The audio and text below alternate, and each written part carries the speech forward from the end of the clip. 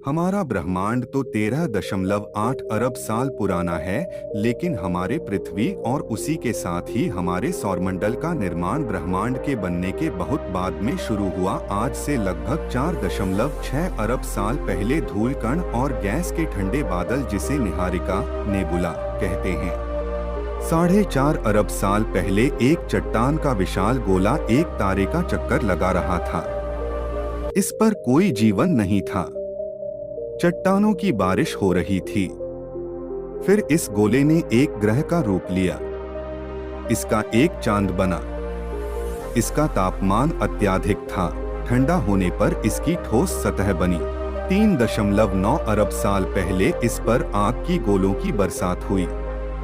इन हजारों उल्कापिंडों में जमी हुई बर्फ थी। उल्कापिंडों से महासागर बने। इन महासागरों से आज हम नमक निकालते हैं, वह इन्हीं उल्कापिंडों से निकले हुए हैं।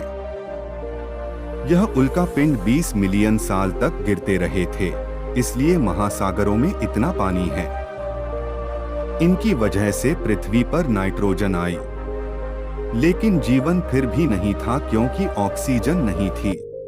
3.8 अरब साल पहले उल्कापिंड बारिश ही नहीं, बल्कि अपने साथ खनिज, कार्बन, प्रोटीन और अमीनो एसिड लाए।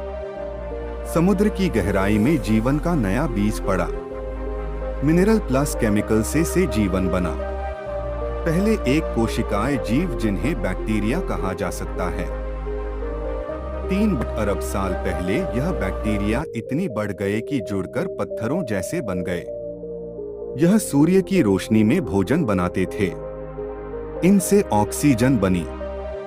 यह सबसे जरूरी बात कि 2 अरब सालों तक वायुमंडल और धरती पर ऑक्सीजन बढ़ती रही, लेकिन फिर भी जीवन नहीं था।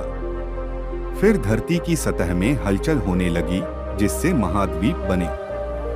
लेकिन तापमान 30 डिग्री था। एक दिन 18 घंटे का होता था। 75 करोड़ साल पहले धरती 2 भागों में बंट गई।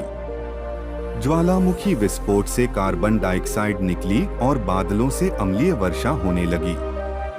धरती पर वायुमंडल में जमा को 2 धरती पर चट्टानों के रूप में जम गया।